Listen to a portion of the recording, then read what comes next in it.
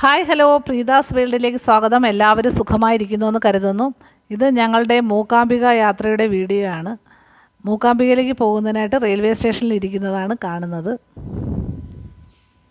മൂകാംബികയിലേക്ക് പോകുന്ന വഴി ഞങ്ങൾ ഉടുപ്പിയിലിറങ്ങി. ഉടുപ്പി ശ്രീകൃഷ്ണസ്വാമി ക്ഷേത്രം കാണുന്നതിന് വേണ്ടി ഒരു ദിവസം ഉടുപ്പിയിൽ തങ്ങി.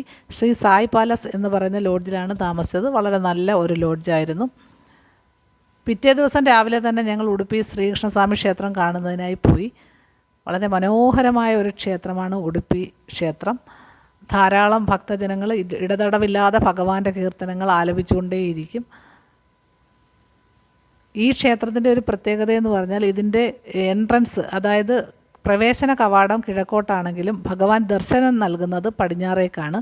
അതിൻ്റെ പിന്നിൽ ഒരു കഥയുണ്ട്. കനകദാസ് എന്ന് പറയുന്ന ഒരു ഭക്തൻ ജാതിയിൽ താഴ്ന്നവനായതുകൊണ്ട് അദ്ദേഹത്തിന് ക്ഷേത്രത്തിനുള്ളിലേക്ക് പ്രവേശനം ഉണ്ടായിരുന്നില്ല. അദ്ദേഹം എല്ലാ ദിവസവും പടിഞ്ഞാറ് ഭാഗത്ത് വന്നു നിന്ന് ധാരാളം കീർത്തനങ്ങൾ ആലപിക്കുന്ന പതിവുണ്ടായിരുന്നു. അപ്പോൾ അദ്ദേഹത്തിന് കാണുന്നതിന് വേണ്ടിയിട്ട്, അതേപോലെ അദ്ദേഹത്തിൻ്റെ സംതൃപ്തനായ ഭഗവാൻ തൻ്റെ ഭക്തന് വേണ്ടിയിട്ട് പടിഞ്ഞാറേക്ക് തിരിഞ്ഞു എന്നാണ് ഐതിഹ്യം.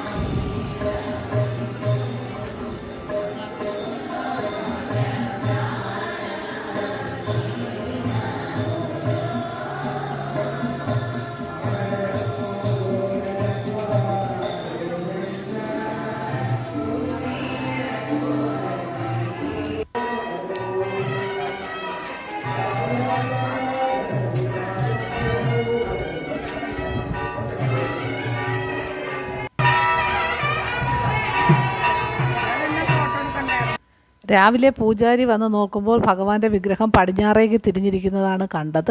പക്ഷേ അത് കിഴക്കോട്ട് തിരിക്കുവാൻ ആർക്കും ധൈര്യമുണ്ടായില്ല.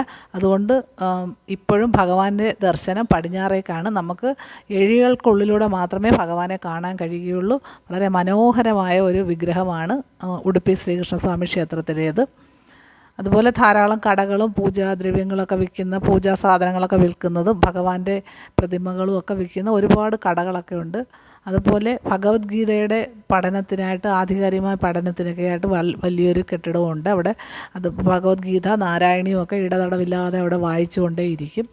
അതിന് വേണ്ടിയിട്ടുള്ള വലിയ കെട്ടിടമാണ് ആ കാണുന്നത്. 3 നേരവും അവിടെ അന്നദാനമുണ്ട്, രാവിലെയും ഉച്ചയ്ക്കും വൈകിട്ടും. ഉച്ചയ്ക്ക് പായസത്തോടൊക്കെ കൂടിയുള്ള അന്നദാനമാണ്. ഞങ്ങൾ അവിടെ നിന്ന് ഉച്ചയ്ക്കും രാത്രിയിലും ഭഗവാന്റെ അന്നദാനമാണ് കഴിച്ചത്. അതുപോലെ പൂജാ വിഗ്രഹങ്ങളൊക്കെ വിൽക്കുന്ന സ്റ്റോറുകളൊക്കെ ഉള്ളിലുണ്ട്. അതുപോലെ ഗോശാലയുണ്ട്. പശുക്കളെ ഒരുപാട് വളർത്തുന്ന വലിയ ഗോശാലകൾ അമ്പലത്തിനുള്ളിൽ തന്നെ ഉണ്ട്. അവിടെ നമുക്ക് വീഡിയോ എടുക്കാൻ പറ്റില്ല. കടക്കോൽ, ഈ മത്ത് പിടിച്ചു നിൽക്കുന്ന ഭഗവാന്റെ വിഗ്രഹമാണ് അവിടുത്തെ പ്രതിഷ്ഠ. അതുകൊണ്ട് ധാരാളം പശുക്കളെയും പാലും തൈരും വെണ്ണയൊക്കെ അവിടുത്തെ പ്രധാന നിവേദ്യങ്ങളാണ്.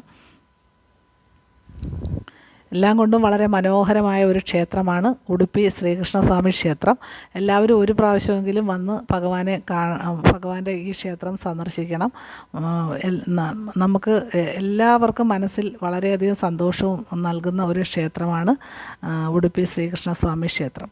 ഞങ്ങൾ ഒരു ദിവസത്തെ പൂജകളെല്ലാം, മിക്കവാറുമുള്ള എല്ലാ പൂജകളും കണ്ടതിന് ശേഷം രാത്രിയിലെ പൂജയും കണ്ട് അന്നദാനവും കഴിച്ചതിന് ശേഷമാണ് അവിടെ നിന്ന് മടങ്ങിയത്. ഏകദേശം രാത്രി 9 മണിയോടുകൂടി എല്ലാ പൂജകളും അവസാനിച്ചു.